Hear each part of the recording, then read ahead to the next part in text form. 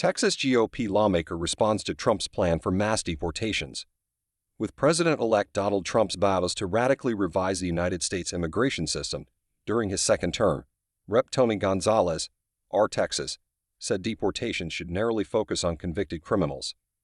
You know, if we're going after the guy that's picking tomatoes or the nurse at the local hospital, and we're not going after the convicted criminal, then our government has failed us, Gonzalez told ABC News' Martha Raddatz in an interview on This Week. Trump has promised a mass deportation operation beginning on day one of his second term, saying he would carry out these plans with the help of local law enforcement and the National Guard. There are nearly 11 million people in the United States without permanent legal status, according to the Pew Research Institute and the American Immigration Center. Expand article logo. Continue reading. More, what Trump said he would do on day one if re-elected. Amidst these threats, Gonzalez said legal immigration should never be mixed with these hardened criminals. Our country was built on those fleeing persecution, he said, and it would be just absolutely terrible if we don't protect those that are doing it the right way. Gonzalez, a Navy veteran, was elected to Congress in 2020.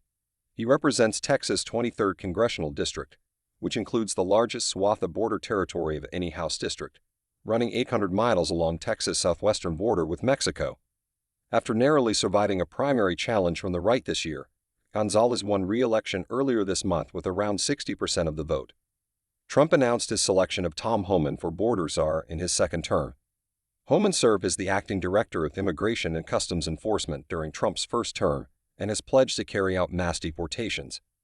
Last year at the Conservative Political Action Conference, Homan told the crowd he is sick and tired of hearing about the family separation, which Homan was involved in carrying out.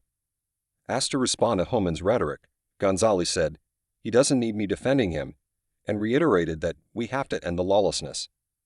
The estimated cost to deport 1 million undocumented immigrants a year is more than $88 billion, according to a report from the American Immigration Council. Gonzalez has previously said that the U.S. does not have the infrastructure to carry out mass deportations. Pressed on the feasibility of Trump's plans, Gonzalez responded, "We need to focus on talking about the convicted criminal aliens and to provide resources for finding them and deporting them.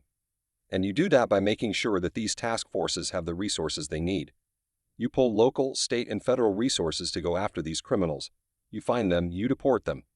Many of Trump's selections for his second-term team have made clear their hardline views on immigration, including his pick for Deputy Chief of Staff, Stephen Miller, who said that America is for Americans and Americans only at Trump's Madison Square Garden rally in October. Pressed on Miller's statement, Gonzalez responded that this American First movement is very real, because they feel as if lots of Americans are doing all the things they're supposed to do, and somehow they're in the back of the line. He called for an end to division and said, "We got to get back to everybody rowing in the same direction."